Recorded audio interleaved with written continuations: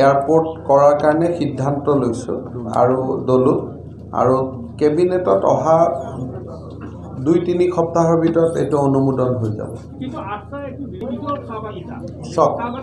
কথাটো হ'ল এতিয়া শিলচৰৰ ৰাইজক এয়াৰপোৰ্ট লাগে, গতিকে যদি আমি এয়াৰপোৰ্ট কৰোঁ কোনোবা নহয় কোনোবা মাটিটো ল'বই লাগিব, কিন্তু মাটি লওঁতে কোনো বাগিচাৰ শ্ৰমিকৰ যাতে ক্ষতি নহয়, কোনো যাতে ছাটাই নহয়, কাৰো যাতে জীৱন আৰু জীৱিকাৰ ওপৰত কোনো অসুবিধা নহয়, সেইটো আমি চাই দিম।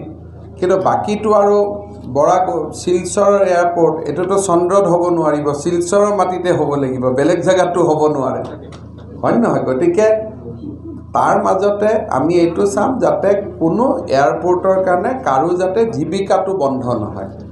আৰু যিবিলাক একচাম মানুহ থাকিব যে নহয় ইয়াত হ'ব নালাগে, ক'ব তাত হ'ব লাগে, তাত গ'লে ক'ব তাত হ'ব নালাগে, ইয়াত হ'ব লাগে, লাষ্টত ক'ৰবাততো চৰকাৰে কৰিবই লাগিব।